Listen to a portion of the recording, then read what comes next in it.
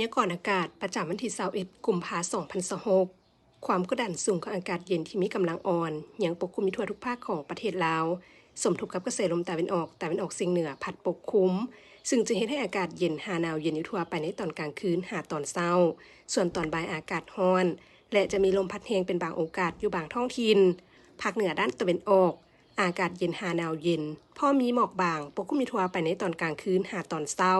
และจะมีลมพัดแรงอยู่บางท้องถิ่นอุณหภูมิในระหว่าง12 27 องศาภาคเหนือด้านตะวันตกอากาศเย็นในตอนกลางคืนหาตอนเช้าพอมีลมพัดแรงอยู่บางท้องถิ่นอุณหภูมิในระหว่าง15 34 องศาที่นครหลวงเวียงจันทร์อากาศร้อนอยู่ทั่วไปพร้อมจะมีลมพัดแรงเป็นบางโอกาสอยู่บางบริเวณอุณหภูมิในระหว่าง22 33 องศา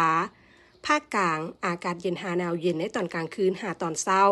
และจะมีลมพัดแรงอยู่บางท้องถิ่นอุณหภูมิในระหว่าง14-33 องศาสำหรับแขวงเซสมบูรณ์อากาศหนาวเย็นพอมีหมอกบางปกคลุมทั่วไปในตอนเช้าและจะมีลมพัดแรงเป็นบางโอกาสอุณหภูมิในระหว่าง14-32 องศาภาคใต้อากาศเย็นในตอนกลางคืนหาตอนเช้าและจะมีลมพัดแรงอยู่บางท้องถิ่นอุณหภูมิในระหว่าง14-37 องศาสำหรับเขตภูเพียงบริเวณอากาศเย็นพอมีหมอกบางปกคลุมทั่วไปในตอนเช้าอุณหภูมิในระหว่าง14-18 องศา